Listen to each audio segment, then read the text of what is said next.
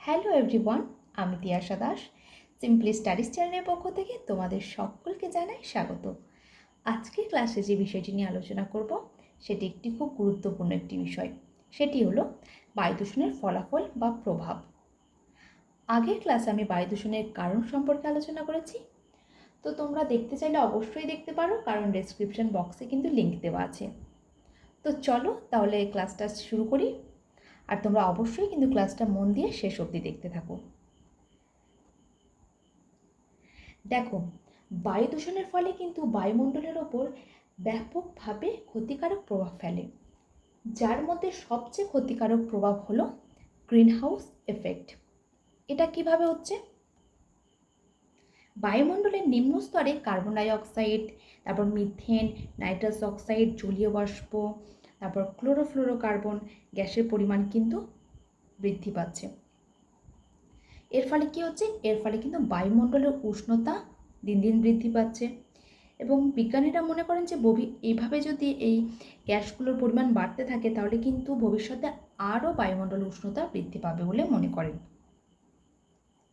আর এই বায়ুমণ্ডলের উষ্ণতা বৃদ্ধি পাওয়াকে কিন্তু বলা হয় গ্রিনহাউস এফেক্ট। এইভাবে যদি বায়ুমণ্ডলের উষ্ণতা বেড়ে যায় তাহলে কি হবে বলো তো? তাহলে মেরু অঞ্চলের বরফ গলতে শুরু করবে। এবার বরফ গলতে শুরু করলে এর ফলে কি হবে? যে সমুদ্র জলতলের উচ্চতা বৃদ্ধি পেয়ে উপকূলবর্তী নিচু অঞ্চলসমূহ কিন্তু সমুদ্র জলে প্লাবিত হবে। শুধু তাই নয়, উষ্ণতা বৃদ্ধি পেলে মরুভূমির আয়তনও কিন্তু বেড়ে যাবে এবং বৃষ্টিপাত অনিশ্চিত হয়ে পড়বে। এর ফলে কি হবে? এর ফলে সারা বিশ্বজুড়ে কিন্তু কৃষিকাজ, তারপর শিল্পকর্ম ইত্যাদি দারুণভাবে ক্ষতিগ্রস্ত হবে। তার মানে বুঝতে পারছো যে কত বড় ক্ষতি হবে। 2 নাম্বার হচ্ছে ওজোন স্তরের বিনাশ। এটিও কিন্তু একটি খুব ক্ষতিকারক একটি প্রভাব। স্ট্র্যাটোস্ফিয়ারের মধ্যে ওজোন গাছের স্তর থাকায় সূর্য থেকে আগত ক্ষতিকারক আল্ট্রাভায়োলেট রশ্মি অর্থাৎ অতিবেগুনি রশ্মি ভূপৃষ্ঠে পৌঁছাতে পারে না। কিন্তু বর্তমানে বায়ুমণ্ডলে ক্লোরোফ্লোরোকার্বন জাতীয় এক ধরনের রাসায়নিক উপাদান বেড়ে যাওয়ায় কি হয়েছে? যে ওজোন স্তরের কিন্তু ব্যাপকভাবে ক্ষতি হচ্ছে, এবং কিছু স্থানে ওজোন স্তরে ছিদ্রও সৃষ্টি হয়েছে, যার ফলে কি হচ্ছে? যে আল্ট্রাভায়োলেট রশ্মি ভূপৃষ্ঠে এসে পড়ছে। এর ফলে উদ্ভিদ ও প্রাণী জগতে কিন্তু ব্যাপক ক্ষতির আশঙ্কা আছে, ভয়ানক ক্ষতির কিন্তু আশঙ্কা আছে। বোঝা গেল? 3 নাম্বার হচ্ছে অ্যাসিড বৃষ্টি। দেখো, জীবাশ্ম জ্বালানি পোড়ানোর ফলে কিন্তু নির্গত সালফার ডাই অক্সাইড এবং নাইট্রোজেন অক্সাইডের মতো ক্ষতিকারক গ্যাসগুলি বায়ুমণ্ডলের আর্দ্রতার সাথে বিক্রিয়া করে সালফিউরিক অ্যাসিড এবং নাইট্রিক অ্যাসিড তৈরি করে। এই অ্যাসিডগুলি বৃষ্টি ফোঁটার সাথে কি হয়? মিলিত হয়ে অ্যাসিড বৃষ্টি তৈরি করে। আর এই অ্যাসিড বৃষ্টি বাস্তুতন্ত্র, জলজ প্রাণী এবং অবকাঠামোর ক্ষতি করতে পারে। এটি মাটি এবং জলের অম্লতা সৃষ্টি করে, যা উদ্ভিদের পক্ষে কিন্তু খুব ক্ষতিকারক। বোঝা গেল? 4 নাম্বার হচ্ছে মানব স্বাস্থ্যের উপর প্রভাব।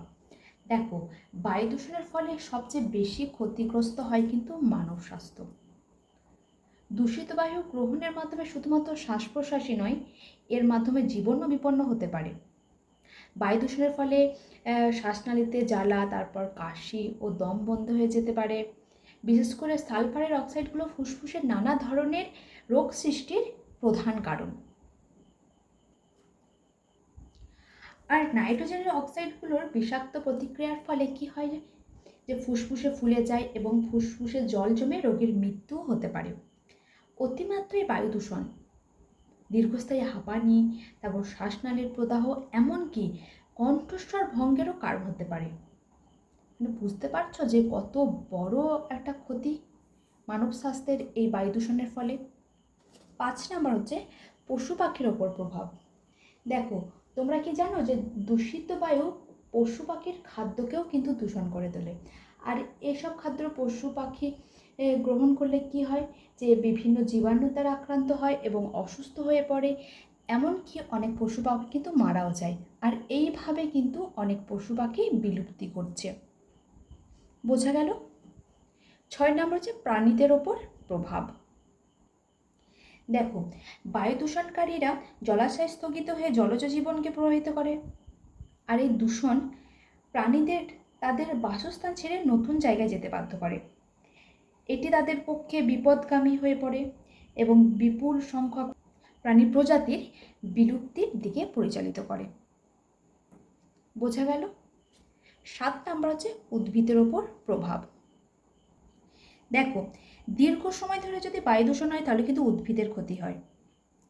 এই যে সালফার ডাই অক্সাইড, এটি কিন্তু গাছের ক্লোরোফিলকে নষ্ট করে, ফলে খাদ্যের উৎপাদন ক্ষমতা কমে গিয়ে উদ্ভিদের জীবনী শক্তি কমে যায়। আর বায়ুতে অতিমাত্রায় এই গ্যাস থাকলে কি হয় বলতো? পাতার যে কোষ সেগুলো কিন্তু মারা যায় এবং পাতা শুকিয়ে যায়। তাহলে বোঝা গেল যে বায়ু দূষণের প্রভাব কত বড় ভয়ঙ্কর। আর এই বায়ু দূষণের ফলে কি কি ক্ষতি হতে পারে সেগুলোও কিন্তু আমরা আজকের ক্লাসে জানলাম। তো এই ছিল আজকের ক্লাসটা ভালো লাগলে অবশ্যই একটা লাইক করো, কমেন্ট করো, সবার সাথে শেয়ার করো। আর এই চ্যানেলের প্রথম হয়ে থাকলে চ্যানেলটি সাবস্ক্রাইব করে পাশে থেকো। তো দেখা হচ্ছে পরের ক্লাসে।